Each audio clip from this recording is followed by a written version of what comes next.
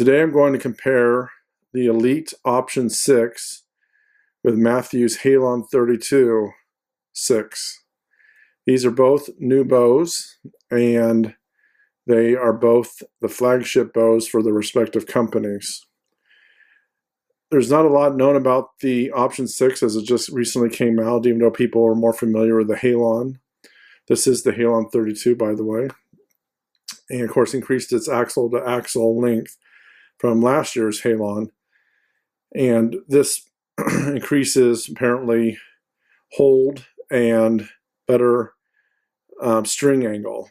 And in my opinion, the Halon last year was amazing, so this one's just a bit better maybe, but again, it's kind of splitting hairs. Now the Elite Option 6 is actually a pretty big departure from the previous Elites that were more of a single limb. Well, here you can see we have a split limb. There's quite a few different changes that also occurred with the Elite, including this wing or this cable containment that is actually able to be adjusted to increase or decrease or micro tune your bow. There's also some obviously has draw stops in this rubber piece here, metal rubber like piece. The bow, the big hoopla is it's still it's a really fast bow for Elite, but it doesn't quite draw like the previous Elites. And that's where, if you go to forums like on Archery Talk, you'll hear a lot of discussion about. However, the criticism that there's no valley in compare is not completely a fair criticism. There's definitely a valley in this bow, and it's easy to hold into, but it's just not the original really easy holding valleys of the previous Elites. But I believe you're getting a lot of speed that wasn't found in the previous Elites before. And there's also other Elites that you can still buy that have the long valley. But to say there is no valley in this bow is, I would say, is an unfair criticism. There's actually a reasonable amount of valley in this bow. And I'm going to go outside and shoot them through the chronograph and let you see how I draw them, just to give you an idea of the valley between the two different bows. In general, I can say right up front, the Mathews tends to fall into the valley just a little differently. It has string stops, so it's maybe not quite as hard of a backstop than the Option 6, Elite Option 6. While the Elite Option 6 is really, you're pulling all the way through and then just falls into the valley, but it's not this gradual fall, but it isn't really a cliff either.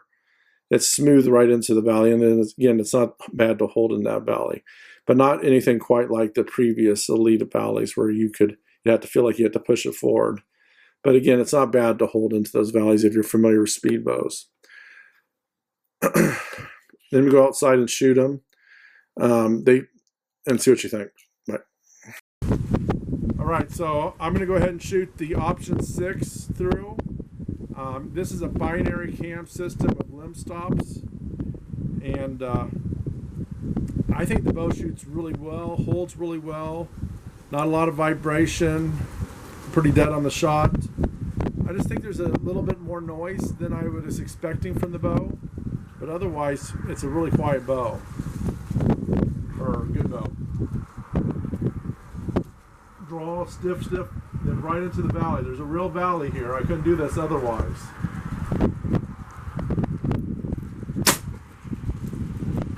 We have 314. That is with a 390 grain arrow, or 380 to 390 grain arrow, 70 pounds and 29 inches. So that's moving along really well. Let's go ahead and shoot the Halon 32 through. Pause it. I have the Halon 32 as it's saying record. Now I have the Halon 32. This is actually the Ridge Reaper camo. You can say it's really kind of cool camo, really nicely done from Mathews, of course. Got my Mathews hat on now. Let's shoot it through the chronograph.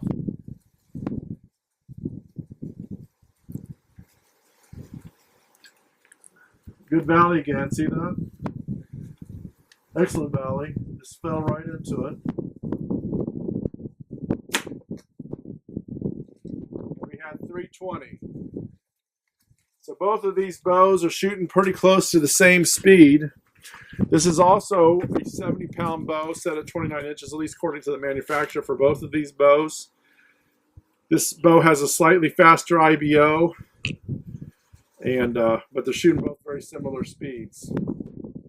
Let me go ahead and shoot a 655 grain arrow through both. I'm actually not an elite connoisseur. This is actually my first elite, so I can't really compare it a lot to other elites other than I've shot them in bow shops. And those elites were, had incredible valleys and things of that nature.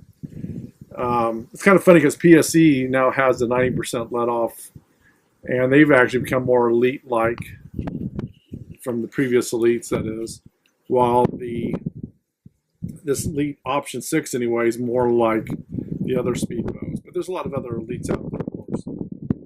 Listen to the sound again, see what you think. If it sounds maybe just a tad louder than you would expect, or maybe I need to do something. Sometimes there's something that can be a little bit vibrating. It's still a pretty new bow to me. Shoots really well, aims really well. I haven't had any problems with that. I've been shooting a little bit at the range. Very accurate for me so far. Let's go ahead and shoot it through with a 655 grain arrow. So this is a really heavy arrow. This is actually probably called a dangerous game arrow. A lot of momentum in this arrow. It's not a lot of speed. Drawing, it's kind of not too bad, really smooth. There's no humps whatsoever, and this falls right into the valley. You can see it's still a real valley. You couldn't do this with a full throttle.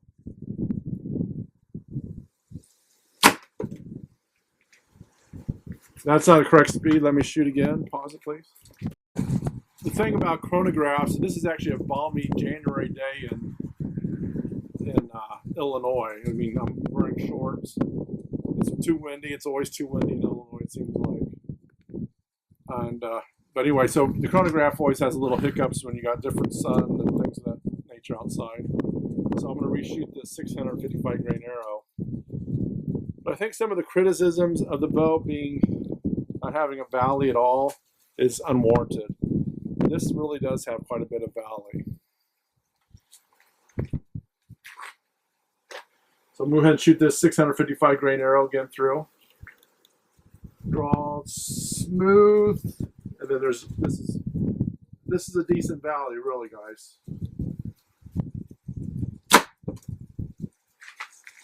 246 feet per second. That sounds realistic. That's moving along pretty decent for a 655 grain arrow.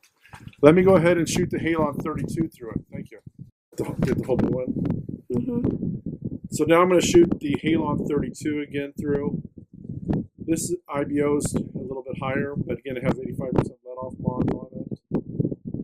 Both of them seem to have similar let-off, meaning they're probably both 80% plus. The option 6 and this Halon 32, they both feel like they have around 80% let-off. The option 6 can be adjusted a little bit with the draw stop, while this bow, you pretty much have to get a different draw module if you want to adjust it.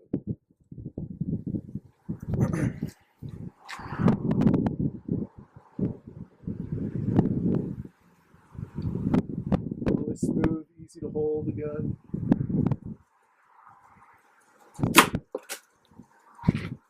And we have 245. So very comparable for the heavy arrow setting. So you're actually going to be a winner whether you buy the Halon 32 or the option 6. Just realize the elite option 6 is definitely a speed bow. It's holding up there with around 345. I think it's actually over IBO, over 345 feet per second is probably what I IBO this at if I was throwing it through a calculator. Very similar speeds between these two bows. There is a real valley with the option 6. It isn't going to be something where you push forward like the old option, the older elites or other models of elite. This is still a speed bow, but the valley really is there. I think you're going to enjoy this bow if you're the type of guy that likes a little bit faster bow. It does have a valley though. Don't be afraid of that part of it. It's just going to be a shorter valley. Anyway, I hope this gives you some ideas about the option 6. Obviously, the best thing to do is shoot it. I have trouble deciding between two different bows, but luckily I don't have to. Good luck out there. Bye.